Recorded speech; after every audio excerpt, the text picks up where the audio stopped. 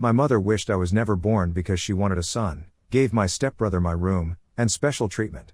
Then sabotaged my 18th birthday, but I got ultimate revenge. I am Kimberly, 19F, and I need to get this off my chest because I don't know if what I did was right or wrong. My mother Janet, 45F, has always made it clear that she wanted a son instead of me. She never said it directly to my face when I was little, but she would tell her friends and my aunts that she got stuck with a daughter when she really hoped for a boy. I remember hiding behind the couch when I was around 6 years old and hearing her tell my Aunt Carol that having a girl was just bad luck and that boys were so much easier to raise. Growing up, my mother never let me wear anything pink or any dresses. She would take me shopping and only buy clothes from the boys section. When I asked why I couldn't have the pretty dress with flowers that I saw, she would say that dresses were impractical and that I needed to learn to be tough. She kept my hair cut really short, almost like a boy's haircut, and when I complained, she said long hair was too much work and she didn't have time for it. All my toys were cars, trucks, and building blocks. When my cousin Emma got a dollhouse for Christmas, I asked my mother if I could have one too, but she said dolls were for weak girls and I needed to play with things that would make me strong. My mother always treated my male cousins differently than me. When my cousin Jake would visit, she would hug him and ask him about school and sports. She would cook his favorite meals and let him pick what we watched on TV. When I tried to join their conversations, she would tell me to go play somewhere else because they were having boy talk.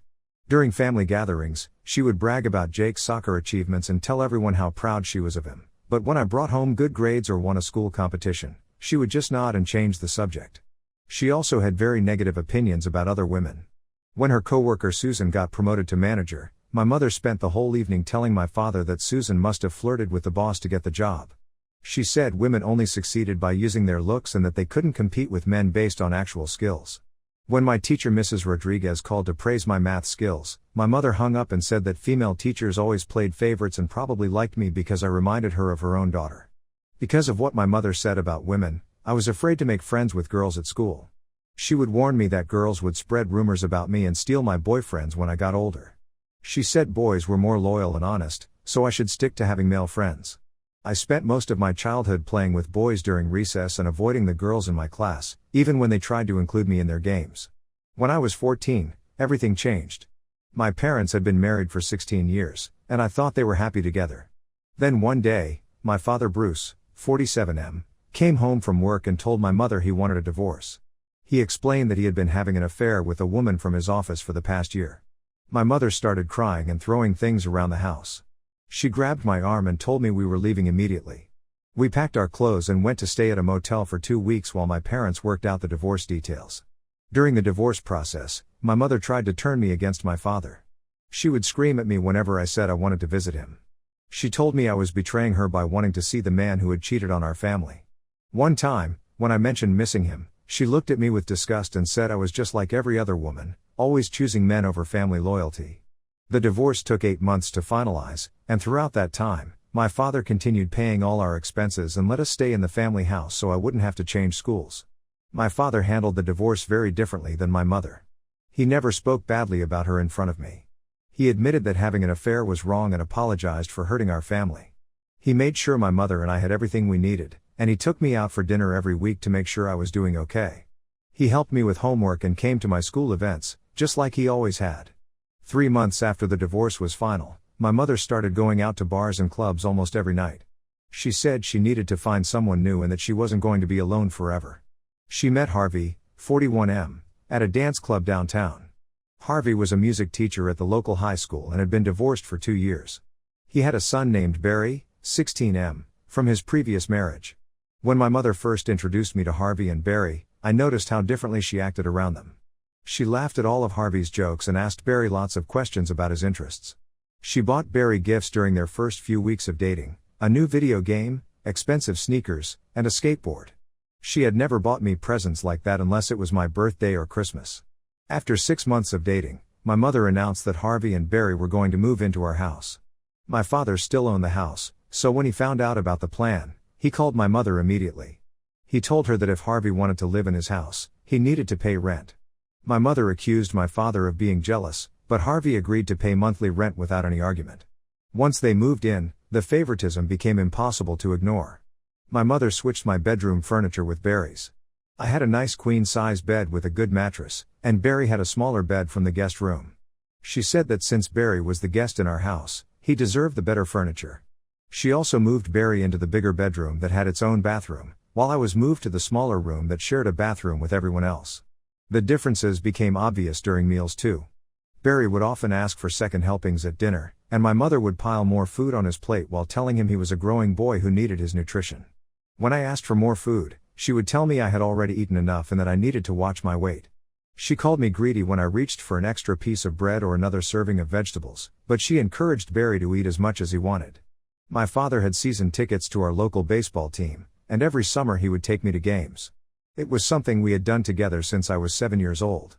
When the season started that year, my mother suggested that Barry should go instead of me. She said boys understood sports better and that Barry would appreciate the games more than I would. My father refused and said the tickets were meant for him and me, just like always. My mother also started planning activities that included Harvey and Barry but not me.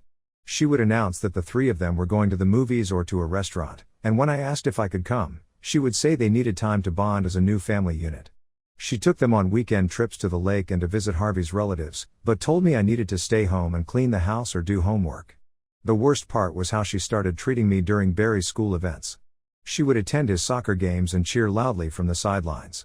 She bought him team gear and made signs with his name on them. When I had school presentations or award ceremonies, she would say she was too busy or that the events weren't important enough for her to take time off work.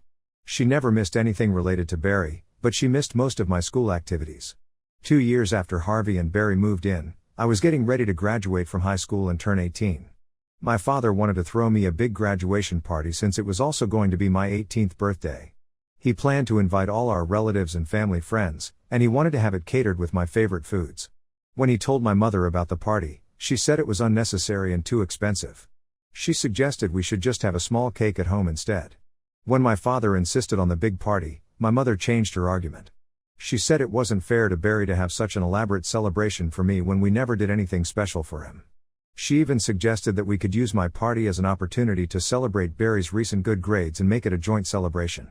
My father told her the party was specifically for my graduation and 18th birthday, and if she had a problem with that, then she and her new family didn't have to attend.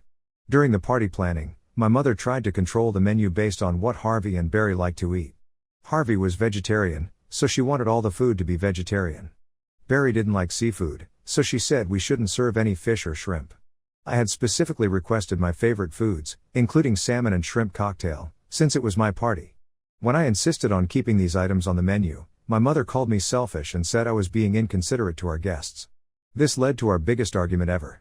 My mother told me I was being a spoiled brat and that she was going to ground me for a week for being disrespectful. I reminded her that I was about to turn 18 and would be leaving for college in 2 months. I told her I was tired of being treated like a second-class citizen in my own house while Barry got special treatment for everything.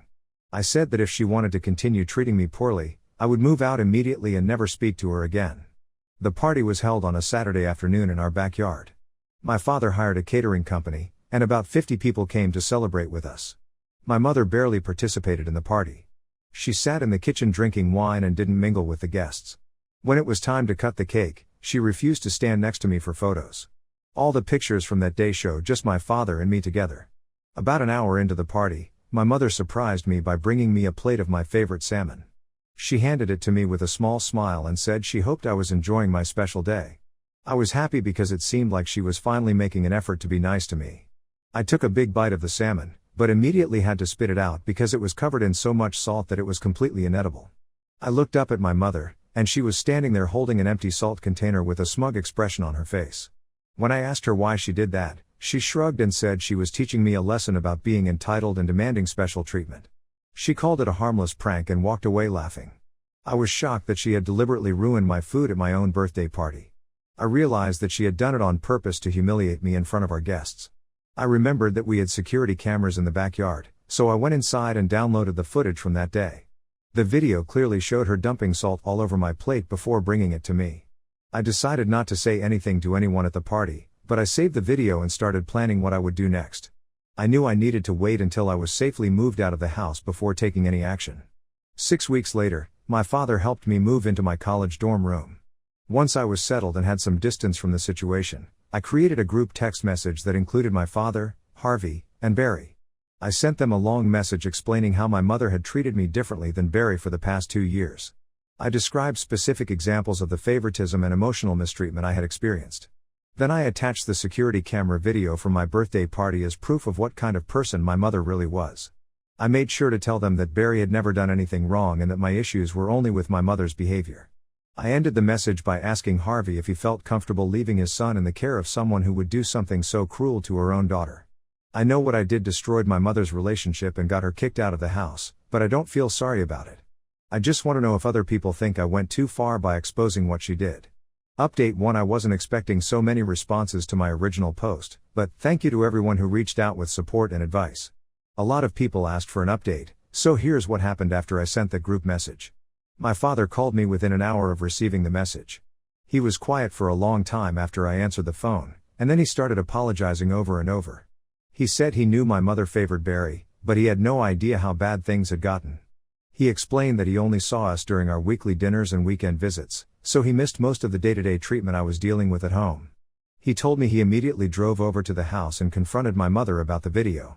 According to him, she first tried to deny that it was intentional, but when he showed her the footage, she couldn't argue with the evidence. She then tried to minimize what she had done by saying it was just a silly joke that got blown out of proportion. When my father pointed out that deliberately humiliating me at my own birthday party wasn't funny, she became defensive and said I was being overly dramatic about everything.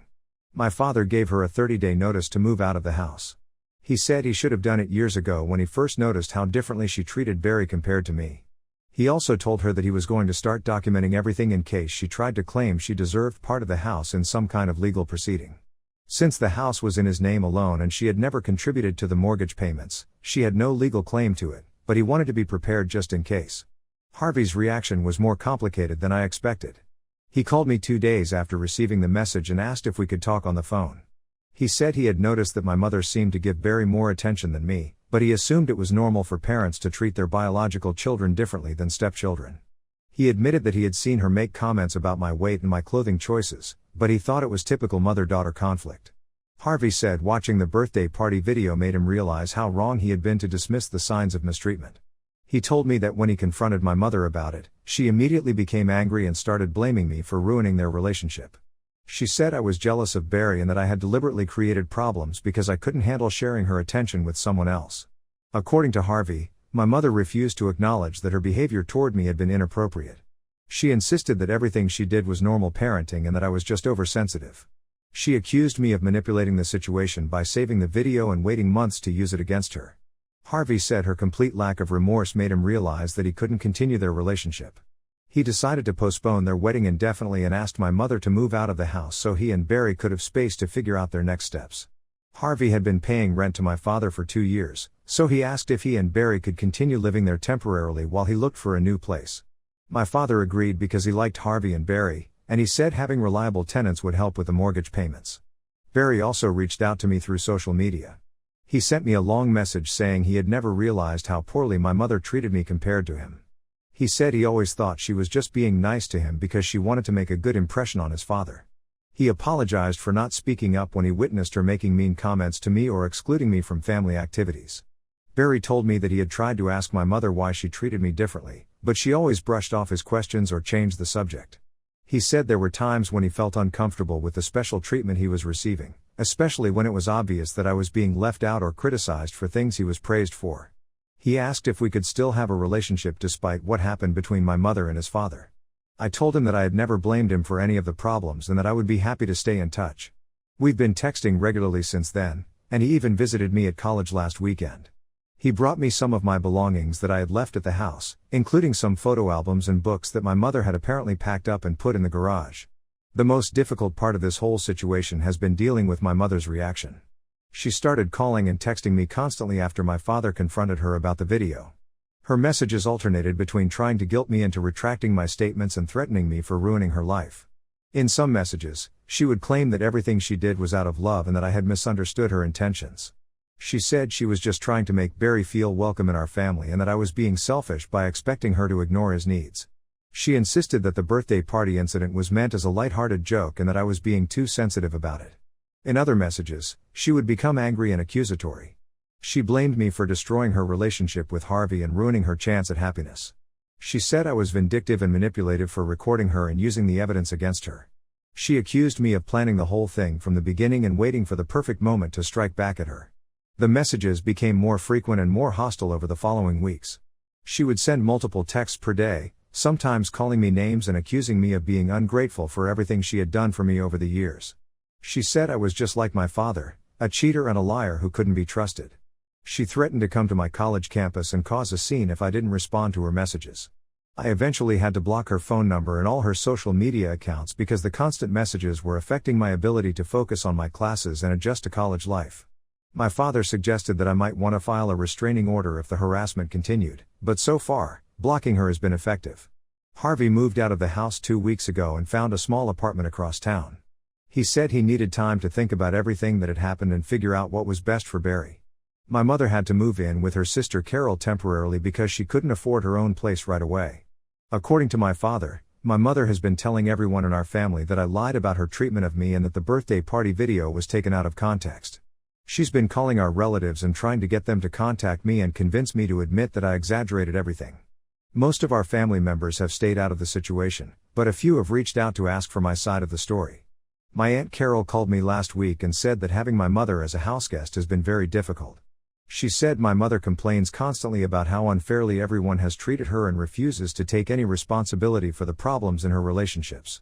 Carol said she's starting to remember things from our childhood that make her believe my version of events more than my mother's. The strangest part of this whole experience has been discovering how many people noticed my mother's behavior toward me but never said anything about it. My father, Harvey, Barry, and even some of my relatives have all admitted that they saw signs of favoritism and mistreatment but assumed it wasn't their place to interfere. It makes me wonder how different things might have been if someone had spoken up earlier. I'm doing well in college and enjoying my classes. Living in the dorms has given me a chance to make friends with other girls for the first time in my life, which has been a surprisingly positive experience. I'm still working on trusting female friendships, but I'm making progress. My father and I have gotten much closer since everything came out in the open. He visits me at college every few weeks and we talk on the phone regularly. He's been very supportive and keeps apologizing for not protecting me better when I was younger. I've told him that I don't blame him for not knowing the full extent of what was happening, especially since my mother was careful to hide her worst behavior when he was around. I know some people think I should have handled this differently or given my mother a chance to change her behavior, but I don't regret my decision to expose what she did.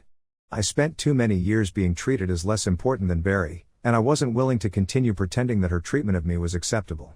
Update 2: I've gotten a lot of messages asking for another update, so here's what's been happening since my last post. Things have gotten more complicated than I expected, and I've learned some information that completely changed how I understand my family situation. My mother apparently didn't learn her lesson from losing her relationship with Harvey. About a month ago, she started dating someone new. His name is Marcus, 38M, and he's a divorced father with twin daughters, Emma and Sophie, both 12F. According to my Aunt Carol, my mother met Marcus at a coffee shop and they hit it off immediately. What's interesting is how quickly my mother's attitude toward children changed once she started dating Marcus. Suddenly, she's posting photos on social media of herself with the twin girls, taking them shopping and to movies. She bought them matching outfits and has been bragging to anyone who will listen about how sweet and well-behaved they are. My cousin Jake showed me some of the Facebook posts she's been making. In one photo, she's at a nail salon with Emma and Sophie, and the caption says something about how much she loves having daughters to spoil. In another post, she's helping them bake cookies, and she wrote about how girls are so much more fun to spend time with than she ever realized. The irony wasn't lost on me, but what happened next was even more revealing. Marcus apparently has family dinners every Sunday with his ex-wife and the girls because they want to maintain a co-parenting relationship for the sake of the children. My mother has been attending these dinners regularly, and according to what I heard through family connections, she's been presenting herself as a devoted stepmother figure. Here's where things got really interesting. Marcus's ex-wife, Jennifer, 35F, reached out to me through Facebook. She said she had heard my name mentioned by my mother during one of these family dinners, so she decided to look me up on social media. When she saw that we were connected through my mother, she wanted to ask me some questions about what kind of person my mother really was. Jennifer said she had been getting strange vibes from my mother but couldn't put her finger on what was bothering her. She noticed that my mother seemed almost too eager to be involved with the girls and was constantly buying them expensive gifts. She also noticed that my mother had very strong opinions about how girls should be raised, which seemed odd coming from someone who claimed to love having daughters around. I decided to be honest with Jennifer about my experiences. I told her about the years of favoritism toward Barry and the birthday party incident. I also shared the security camera video with her because I thought she deserved to know what kind of person would potentially be involved in her daughter's lives. Jennifer was shocked by what I told her, but she said it explained a lot of things that had been bothering her. She mentioned that my mother had made several comments about Emma and Sophie being more mature and responsible than most girls their age. She had also noticed that my mother seemed to expect the girls to help with cooking and cleaning during visits, while she never asked Marcus's nephew, who occasionally joined them, to do any chores. Jennifer decided to do some digging of her own. She contacted Harvey and asked him about his experience with my mother. Harvey confirmed everything I had told her and added some details that I hadn't known about. He said that toward the end of their relationship, my mother had started making comments about how Barry needed to learn to be more independent and masculine.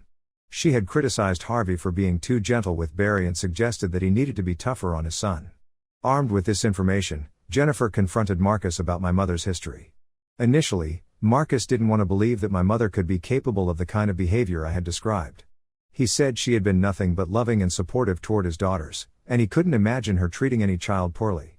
However, Jennifer convinced Marcus to test my mother's behavior by setting up a situation where the girls would be praised for doing something that my mother had previously criticized me for. They planned a family dinner where Emma and Sophie would wear pink dresses and play with dolls, specifically to see how my mother would react. According to Jennifer, my mother's response was very telling. She made several comments about how the girls looked too dressed up and might get their clothes dirty.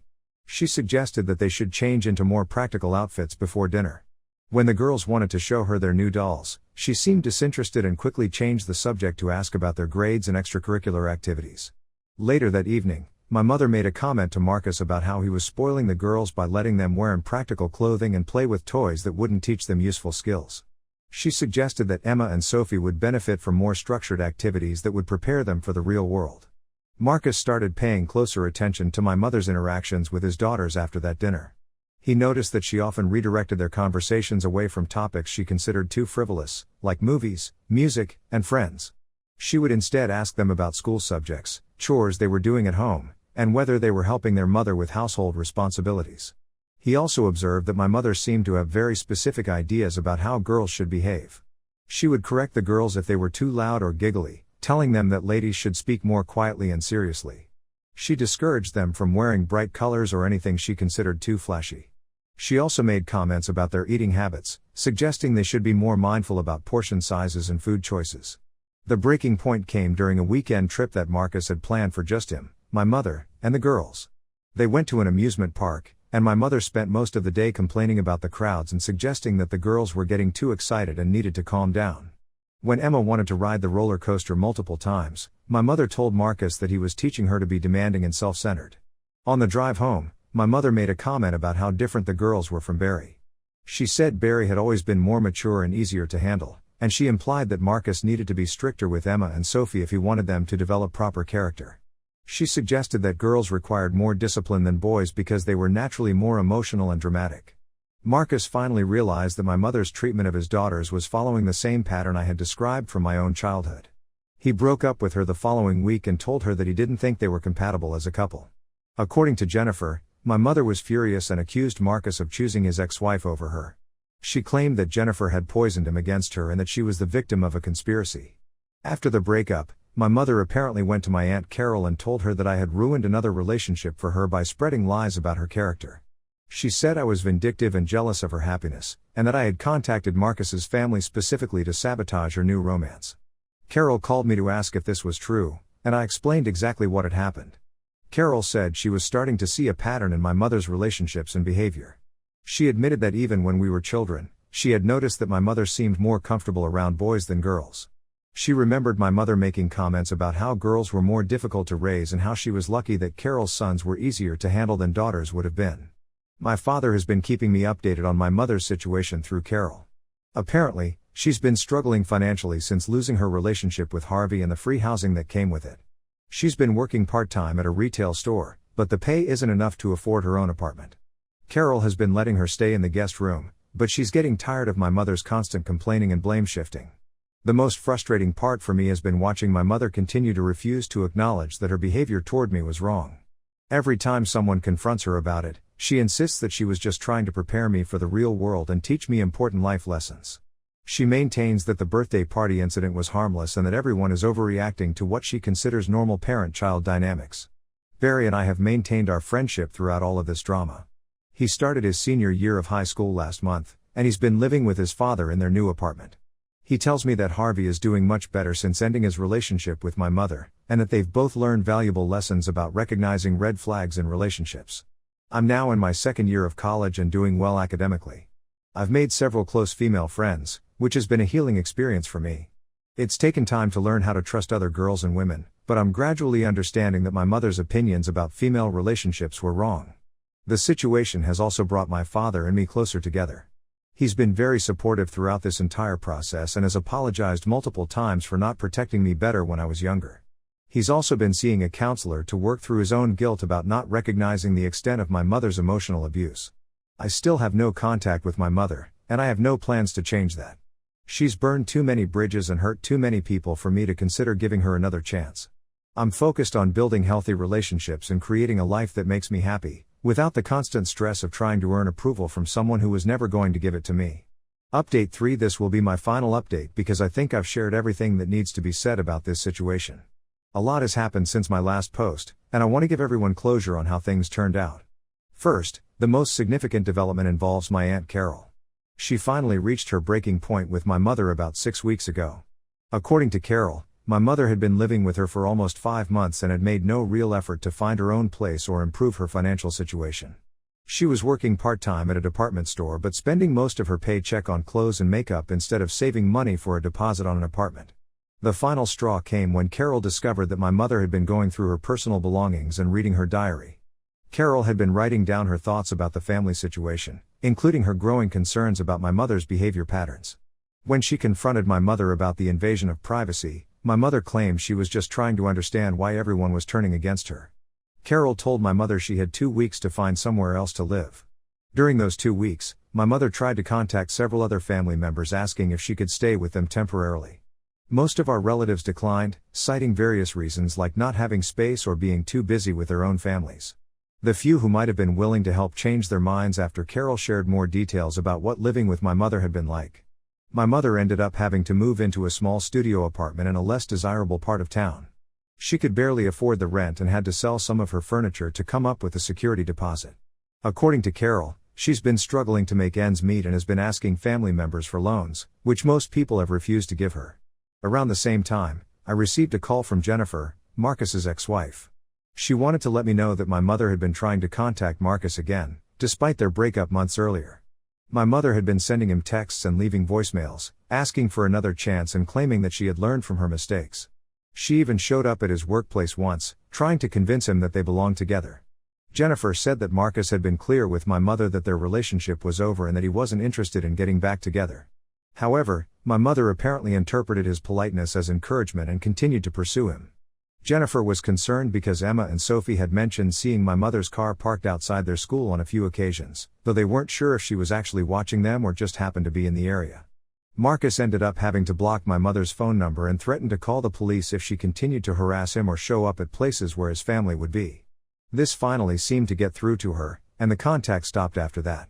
About a month ago, I received an unexpected call from my mother's sister, my Aunt Linda, who lives in another state. Linda said she had been hearing bits and pieces about our family drama through Carol, but she wanted to hear my side of the story directly.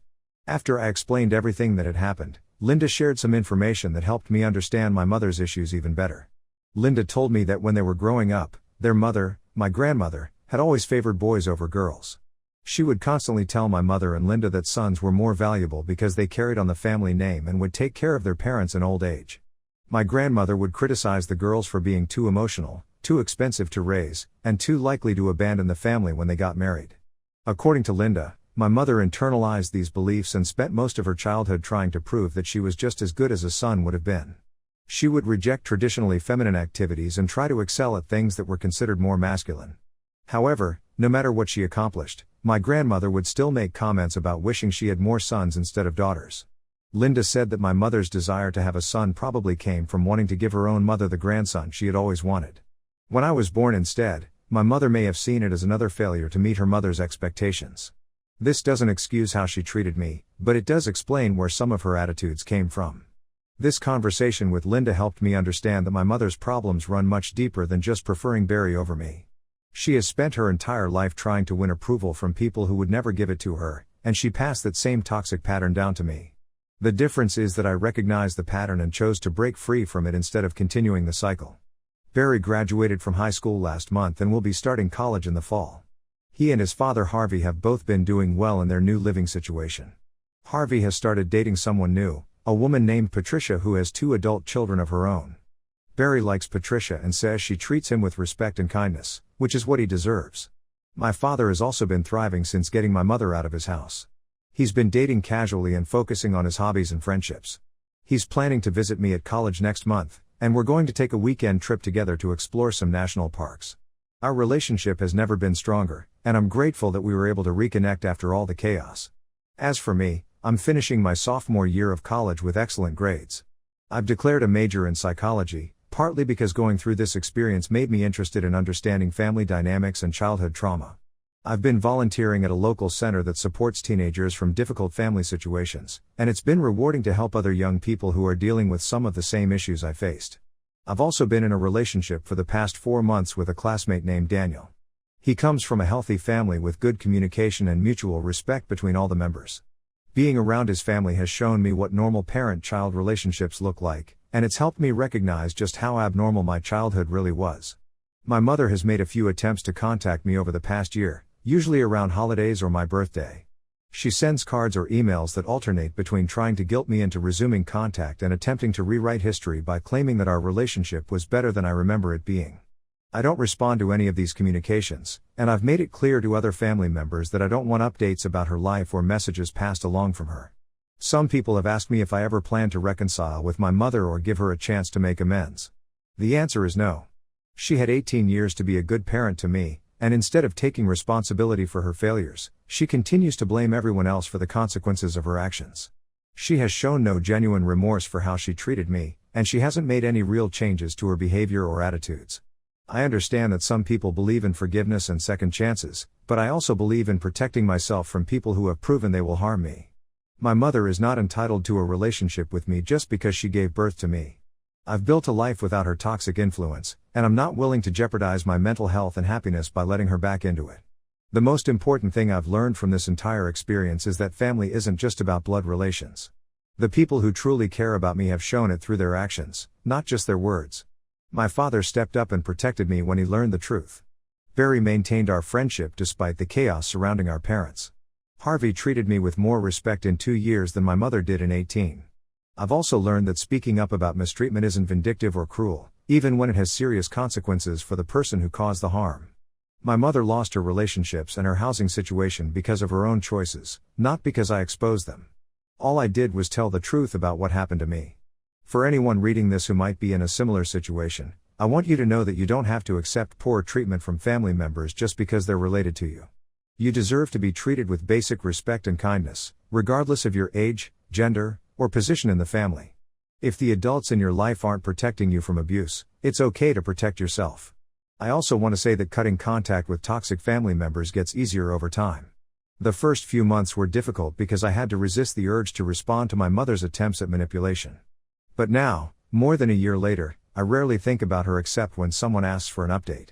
I've filled my life with people who value and support me, and I don't miss the constant stress of trying to earn love from someone who is incapable of giving it. My college friends often comment on how confident and independent I seem, and they're surprised when I tell them about my family background. They see me as someone who knows what she wants and isn't afraid to stand up for herself. It's taken time to develop that strength, but going through this experience taught me that I'm capable of surviving difficult situations and making hard decisions when necessary. I'm planning to spend this summer working at a camp for kids from troubled families. Many of these children are dealing with situations similar to what I experienced, and I hope I can be a positive influence in their lives. I want them to know that their current circumstances don't define their future, and that there are adults who will support them even when their own families fail them. As for my mother, I heard through Carol that she's been working more hours at the retail store and seems to be managing her finances better. She's also stopped trying to contact Marcus and his family, which is good for everyone involved. Carol says she seems lonely and bitter, but she's still not taking responsibility for the problems in her relationships. I don't take any satisfaction in knowing that my mother is struggling. I never wanted to hurt her or ruin her life. I just wanted her to stop hurting me and to face the consequences of her choices. The fact that those consequences were severe isn't my responsibility, it's the natural result of years of toxic behavior catching up with her. This experience has taught me that some people will never change, no matter how many chances you give them or how much you want them to be different. The best thing you can do for yourself is to recognize when someone is unwilling or unable to treat you properly, and then remove yourself from their influence. I'm 20 years old now, and I have my whole life ahead of me. I'm surrounded by people who love and support me, I'm succeeding in school, and I'm building the kind of life I want to live. None of that would have been possible if I had continued to accept my mother's treatment and pretend that our relationship was salvageable. To everyone who has followed this story and offered support along the way, thank you for listening and for validating my experiences. Sharing this story has been therapeutic for me, and I hope it has been helpful for others who might be dealing with similar family dynamics. Sometimes the most loving thing you can do for yourself is to walk away from people who refuse to love you properly, and there's nothing wrong with choosing your own well-being over maintaining toxic relationships. This chapter of my life is closed, and I'm looking forward to writing the next one on my own terms.